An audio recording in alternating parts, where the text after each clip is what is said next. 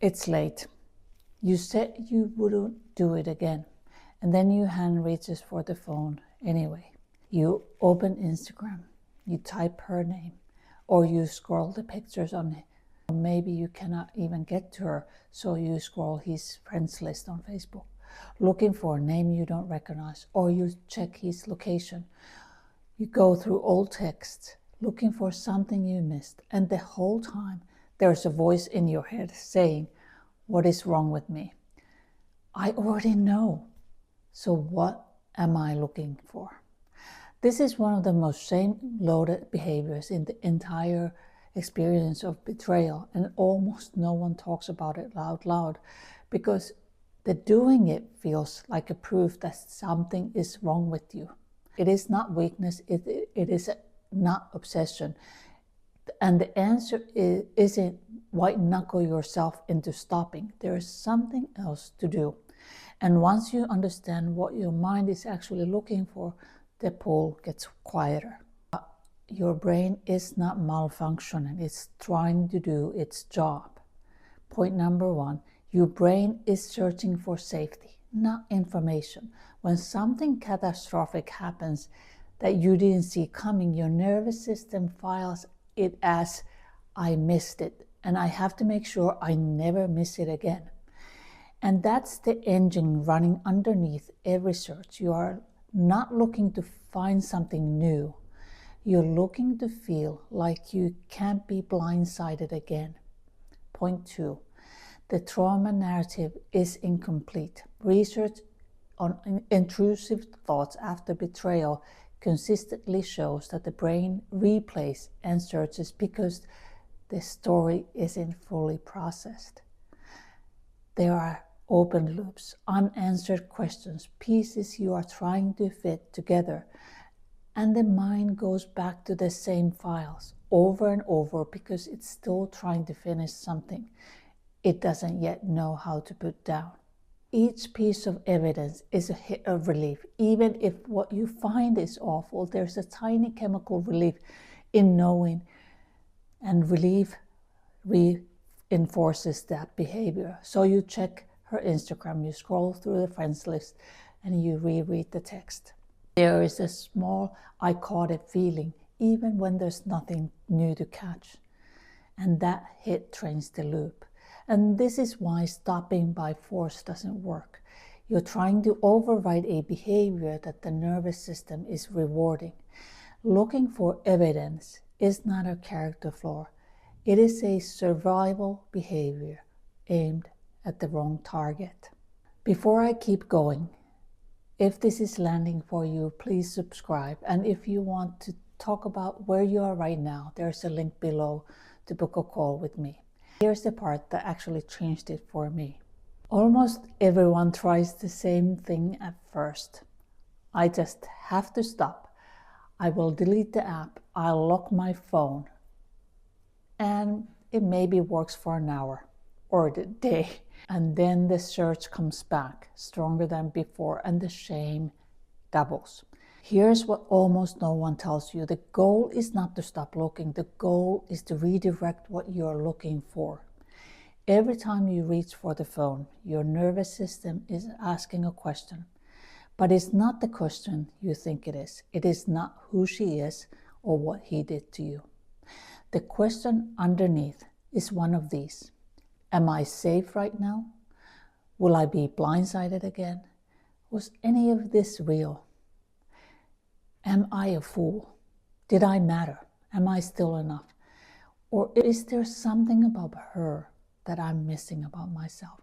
And you can scroll her Instagram for 10 years and you will not get a clean answer to any of those questions because the question isn't outside of you, it is inside of you.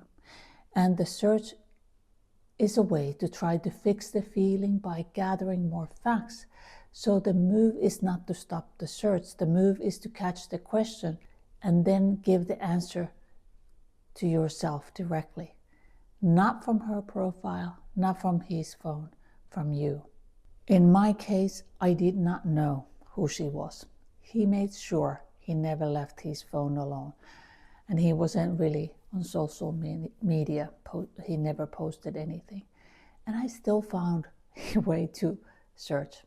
I would open Facebook and scroll his friends list, slowly looking for a woman's name I didn't recognize, a profile picture that didn't fit.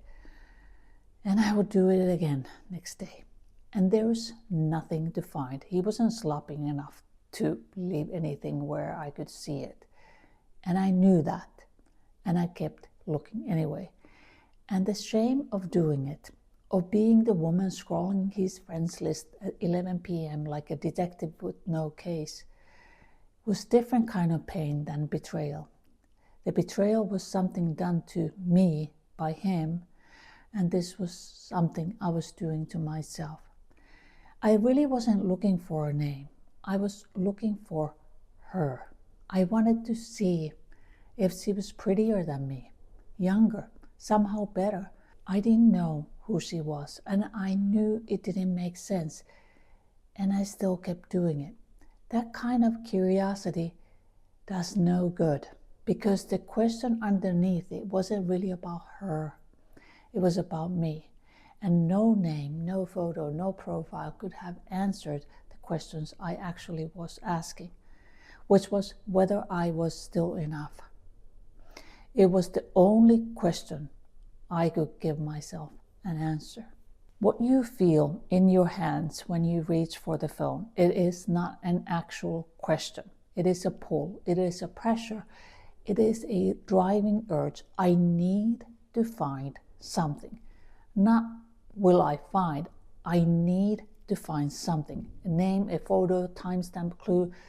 The body is not asking, the body is demanding. And that's exactly why just stop looking never works. You cannot argue with the demand by giving it less. You answer a demand by asking what is actually demanding. The question that helps, what I'm trying to feel.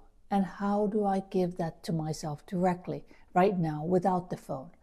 If the answer is safe, what is the one thing in this room right now that is actually safe and stable? Name it.